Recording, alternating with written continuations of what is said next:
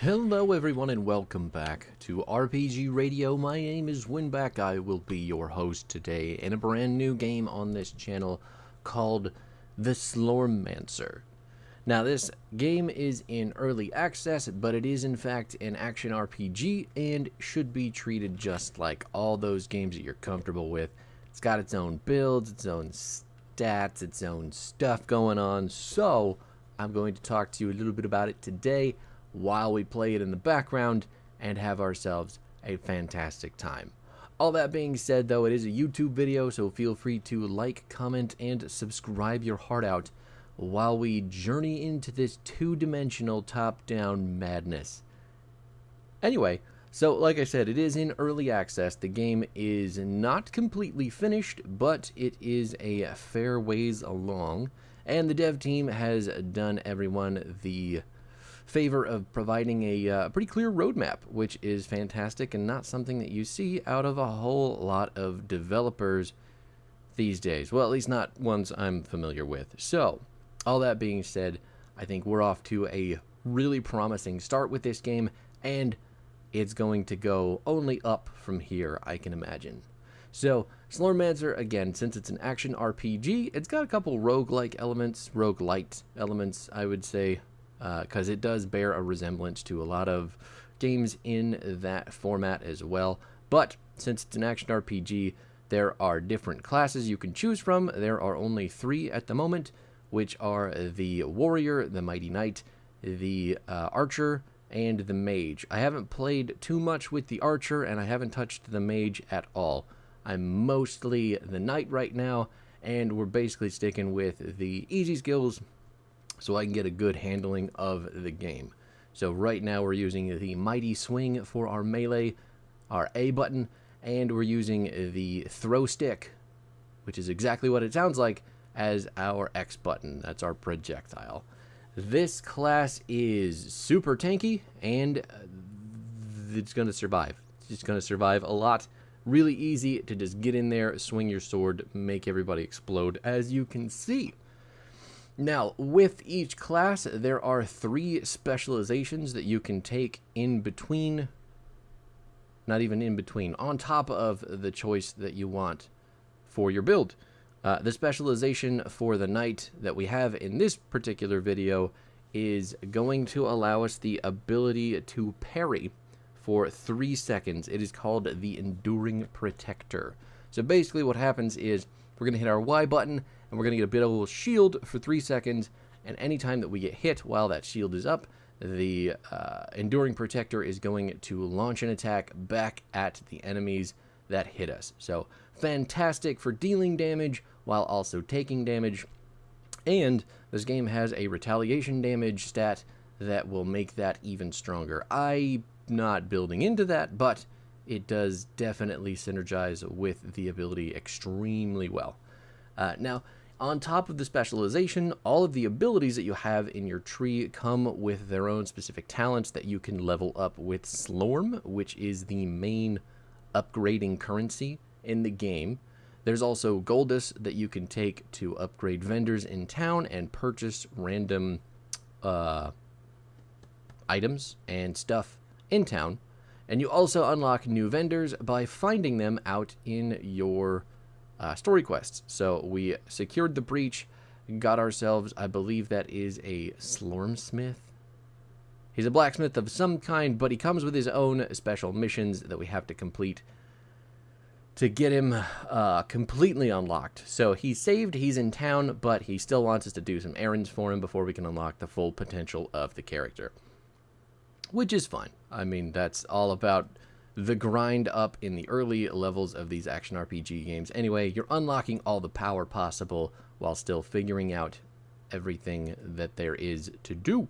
Now, since we can't necessarily complete the game, since it's still in early access and the game itself isn't completed, we're really just kind of taking our time learning the ins and outs, having the most fun with it. And that really is what we're all here for, right? Learning adventures, not just one build video a week. Who knows? Who knows? Whatever your motivation is, this game is super fun, and if you like things like Grim Dawn or Diablo or PoE, you'll probably have a good time. It's a little bit more flat. Get it? Because it's two-dimensional. But it's still a fantastic time. Now, if you are curious at all about how the combat works, obviously you have your two main abilities, and right now that's my Mighty Swing and my Throw Stick. Those are interchangeable with more abilities that you will unlock as you progress down your character's tree. And it's not even a tree, it's just a path of skills. So as you level up, you unlock more skills that you can use. All those skills have their own talents, and if you want to go into a different build with one of these characters, you definitely have the opportunity to spice that up with different abilities. The knight also has things like throw sword or sword throw. I left the map without picking up all the stuff because the portal, I was spamming the slash button and I hit the exit through portal button. So you know what, it's fine. I meant to do it. Let the enemies have their stuff. Corey Ironbender is back in town, and we've unlocked the overdriving sword. Your weapons are all called Slorm Reapers, and you can find absolutely tons of them. They all upgrade on their own as well. They have individual levels. And then you can see our stat bar.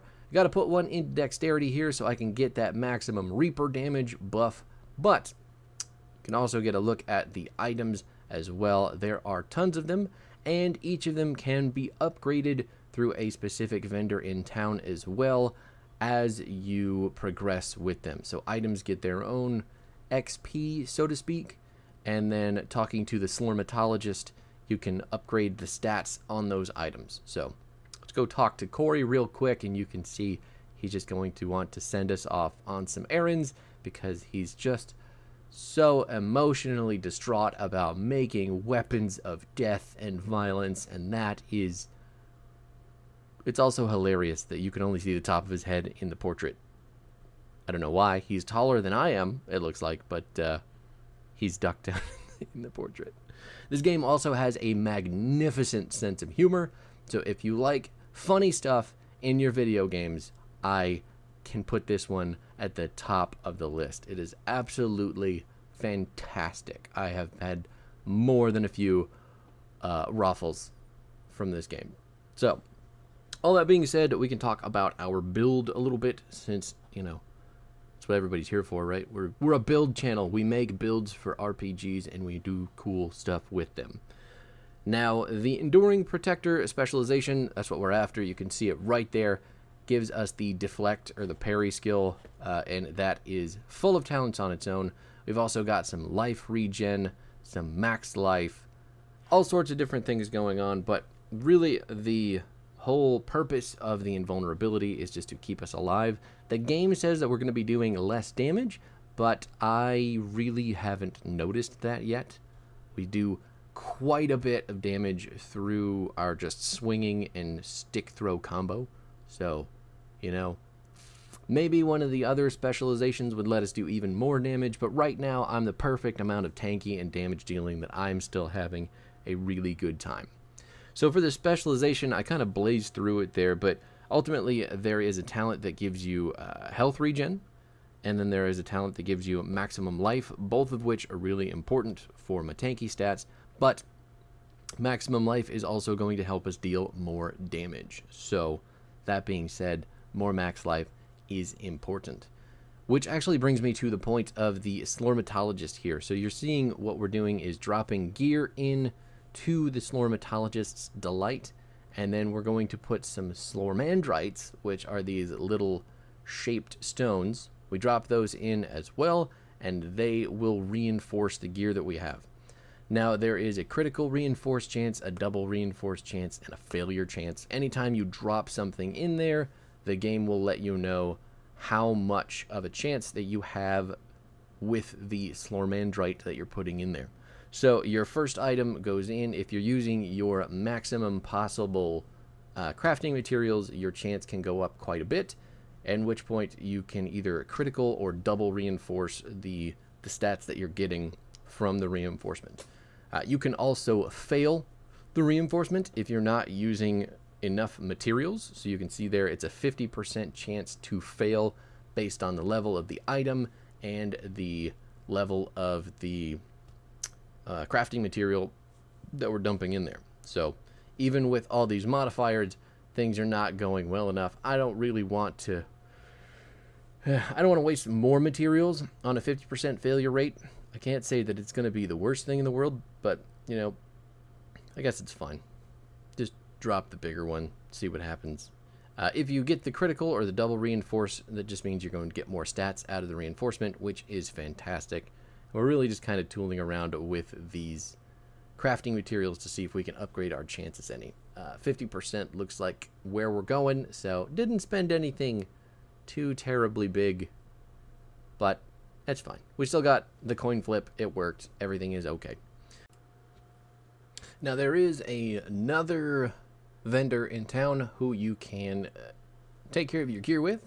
That is the blacksmith Friedrich and Friedrich's Epic Crafts. Friedrich talks in all caps because he is really excited about what he does.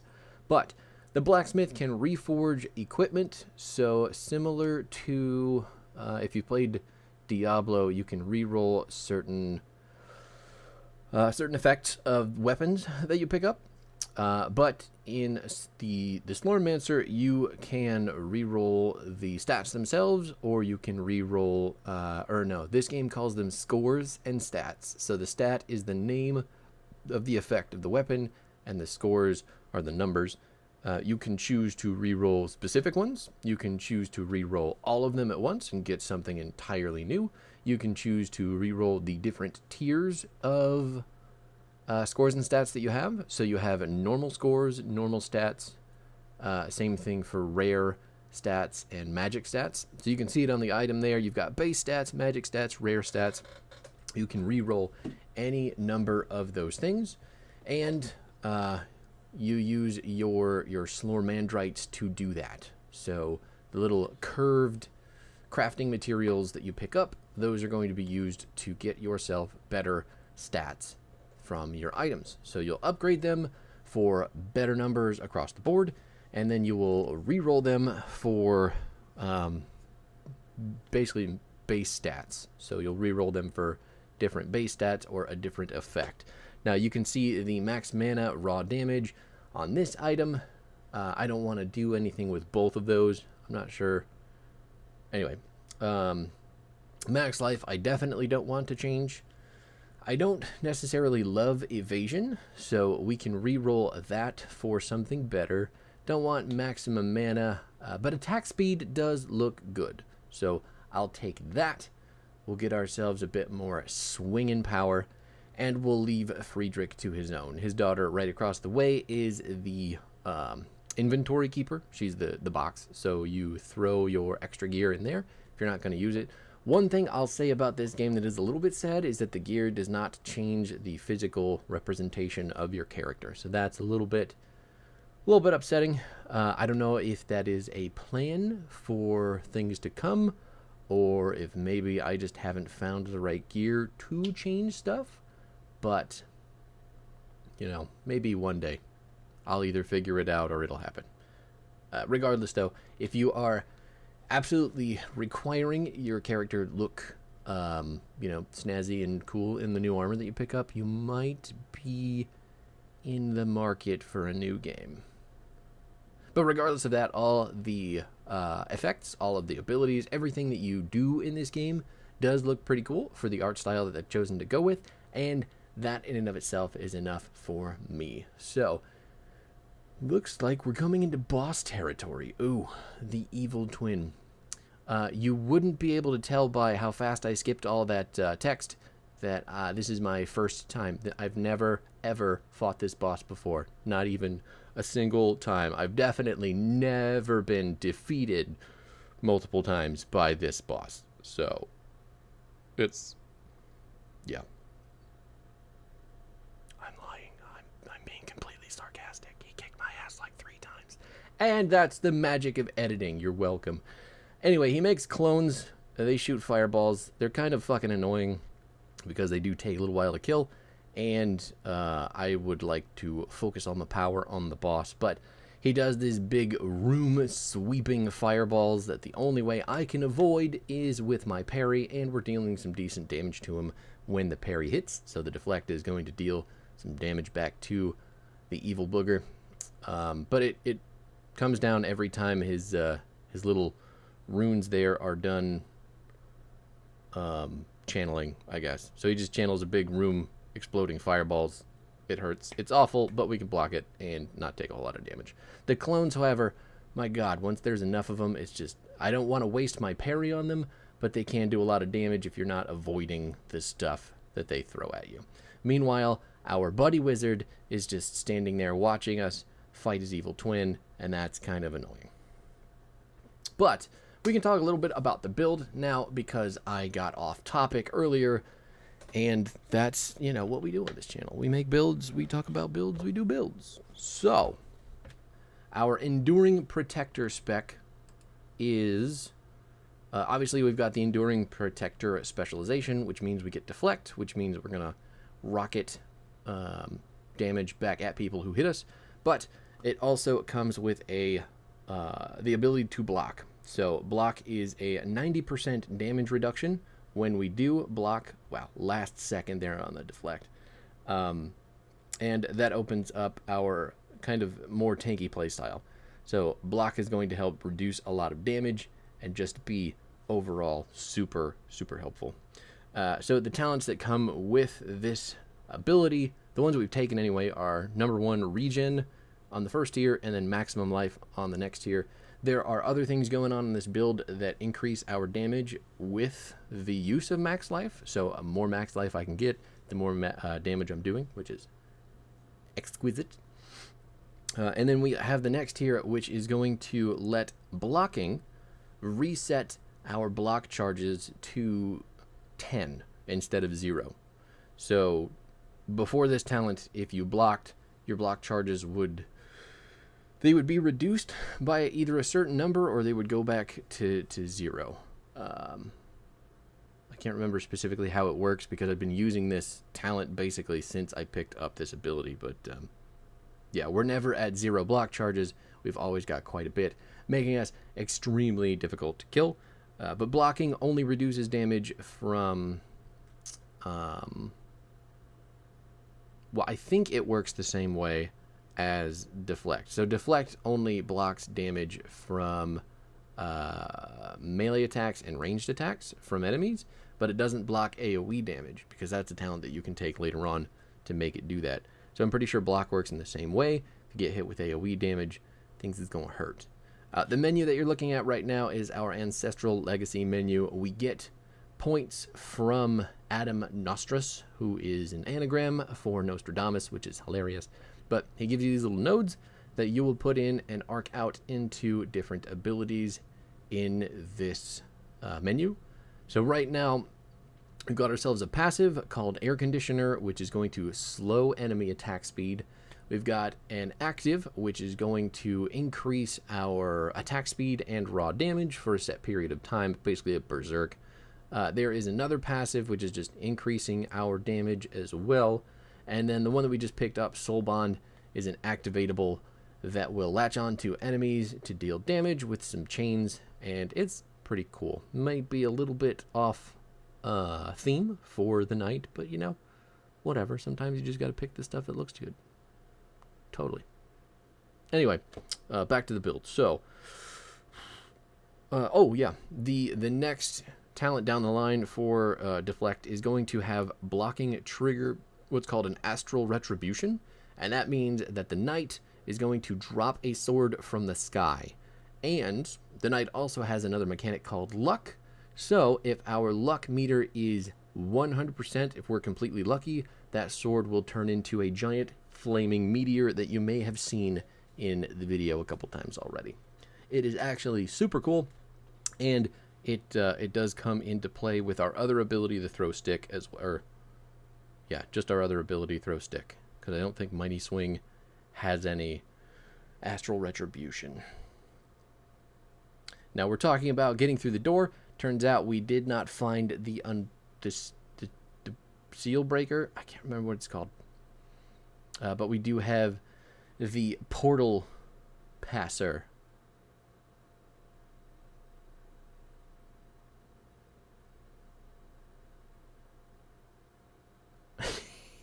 the breaker of destructible and insurmountable portals. My God. I mean, give the writer a raise. Whoever's writing this crap just needs to have everything. Just give them all the money. Just do it. It's so good. I would play this game for that alone.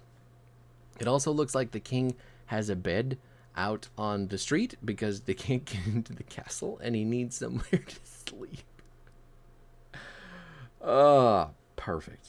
Anyway, blocking triggers that sword, Astral Retribution. After that, the next one up is enemies are skewered. Skewered is a status in which an enemy gets hit with the effect, and then every time that they are hit after that, they will take 10% of that initial damage that skewered them. I had to wrap my brain around this a couple times to make sure that I was understanding it right, but basically, if you skewer an enemy for 100 damage, the next attack that you hit them with will deal 110 damage because they're taking 10% damage from the skewering. And that the skewering goes into play with our Mighty Swing because that has some skewer effects to it. I'm actually looking for the garden right now. I don't know if the garden is actually possible yet. I don't know if this was still on the roadmap of things for the dev team or if I'm just dumb and not understanding it. So if you know, let me know in the comments. I may just be stupid or blind or, you know, any number of things. But anyway, your next talent on this deflect tree is going to be the ability to stun off of blocks. We get a 70% chance to stun people that we block. And then lastly, we get the immunity to AoE damage while under the effects of deflect. So we're completely invulnerable while using deflect, and all the damage is going to get swung back at the bad guys. Now, Mighty Swing, which is our sword swing, that's just a basic swing attack, not really a whole lot to it, just dealing some damage. And the panel that is on the screen right now is kind of like our... I'll compare it to bounties or greater rifts. Maybe not greater rifts. Nephilim rifts, if you're familiar with that. These are basically battlefields. Sorry, not battlefields. They're maps that you go into with the express purpose of cleaning up objectives, getting gear, leveling up. They're there to help you improve. They don't advance the story at all, but they do improve your character, so they're incredibly useful. Use them a lot. I don't use them a lot at the moment, and I really should be because they drop a lot of stuff. But anyway, so our basic swing has a 15% chance to skewer. That is the first passive that we've taken for it. We get additional damage for the swing based on our maximum life, like I said earlier, which is why we want a lot of armor that's giving us maximum life. Our crit chance is now baked into the sword. We get additional crit chance on the next tier of passive because crit chance and basic damage work in tandem together.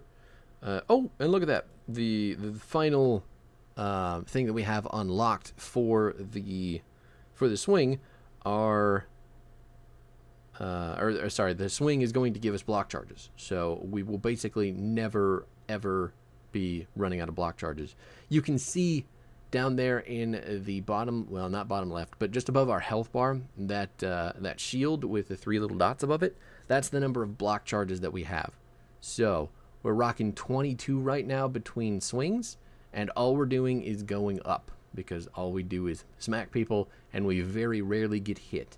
But when we do get hit, those things will basically do no damage. I mean, it's crazy.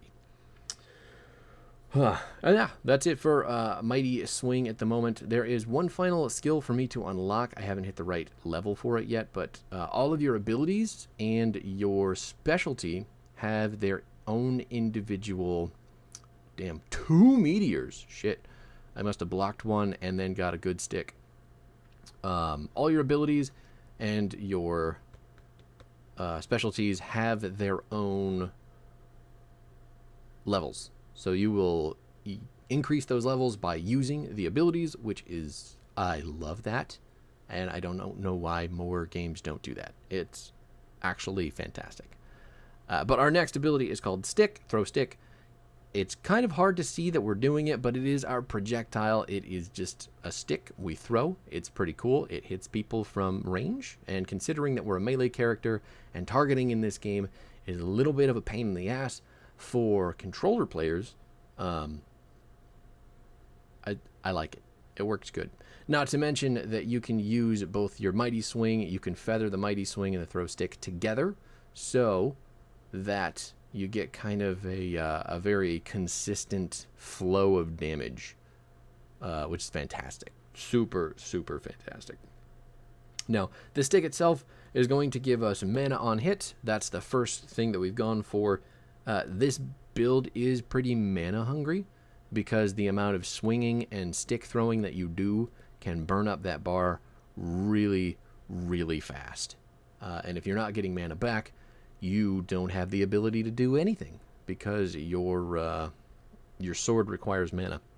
And we picked up a new Slorm Reaper called Big Fury Sword. It's doing a lot less damage because it's not as leveled up as my Perfect Sword, but I think we're going to use it anyway because leveling it up is going to give raw damage, max raw damage, and just be really good. Raw damage and raw damage period is something that this build is going to work with super, super well. Now all those little dots on the ground, those are closed breaches. If I want to, I can select one of those to leave the battlefield, but we're not doing that. I'm not super concerned. We're still plowing on through. So mana on hit for the projectile, and then next tier down is a 20% chance. I've upgraded this to the point that I've gotten a 20% chance to drop a sword from the sky with a cast of our throw stick. So if we're lucky, you can see down in the bottom left hand corner that little meter, I guess. It's building up. It builds all the way up to 100. So if you cast an ability when it hits 100, it is lucky. If you cast an ability when it is on 25, 50, or 75, that cast is fortunate, and it does have some better effects, but lucky comes with the best effects. So lucky turns an astral retribution into a gigantic meteor, and so on and so forth and stuff like that. So if you're casting an ability at that exact moment, that is the best time to do it. So you can actually pay attention to that sort of stuff, and there is a small window at 100. If you're paying attention and you hit a stick just right, you basically get a meteor drop, which is fantastic. And then next talent on the stick is going to be Wood Stick applies Skewered to skewered enemies. So if we skewer someone with our Mighty Swing and then hit them with our stick, they're double skewered, which means they're now going to take 20% damage more after... God, I can't talk. 20% more damage on every hit after those initial skewerings. So if they get skewered and then get skewered again, that's going to increase the damage that they take from subsequent hits up to 50%. So I hope that makes sense, because yeah, explaining is hard. But it stacks up to 50%. So basically, if we hit a guy for 100 damage and skewer him, and then hit him with the stick that also skewers him, we're now hitting that guy for 120 damage every time that we hit him after those first two skewers, up to 150. And then the last talent on the stick is going to be a 0 mana cost. The mana cannot be increased for the stick, so this is a 0 mana cost ability that is now generating mana on hit for us, which means the only thing that should be taking mana is our Deflect and our Mighty Swing, and since we use those in tandem with the stick, we basically never drop in mana, which is a problem that I was having real bad prior to this build. So it's fantastic. The stick and the swing work incredibly well together, but I haven't really experimented with the other abilities in the Mighty Knights kit. Maybe that is a video for the next outing with this game, but it is, yeah, it's good. right now this build is just very stable, works really well. Had a little bit of trouble with the last boss, but at the same time, once I figured out his shtick, it wasn't too difficult to get around. So anyway, and like I mentioned earlier, the knight has a passive called Luck. I think we've beaten that one to death as well. Another thing I'll mention, though, about the breaches. The breaches are these big portals, or these big sigils on the ground. They dump enemies when you walk over them, and then after that, or after you kill all the enemies out of a breach, some of the breaches will give you a specific buff. So you could be buffed up by, I can't even remember. Some of the passives are really, really great. Some of the passives will provide you something like a insane attack speed. They may also be based on the map that you're going into. I'm not entirely sure yet. But there are other breaches in other parts of the story maps that will spawn like buddies for you. So there was one map where I walked across about 20 breaches, and each of those breaches gave us a little witch friend who would in turn attack all of the enemies that pop out of the new breaches. So eventually you have like this army of witches following you around that kill all the witches coming out of the new breaches. It's really, really cool. The game is very simple in its aesthetic, and it may look that way, but it is incredibly fun. I would highly recommend picking it up. Even though it's in early access, I definitely want to support the devs in everything that they do, because this game is an absolute gold medal. Diamond in the rough, only because it is not completed yet, but I think once it's done, it's going to be absolutely chef's kiss, pièce de résistance kind of game. Absolutely fantastic. I'll also be playing some of the other classes in videos down the road, like the mage and the archer. I do want to do some other specialties as well, because right now there is a lot that you can do in this game, it looks like, but I've only started scratching the surface, and I need to dig deeper.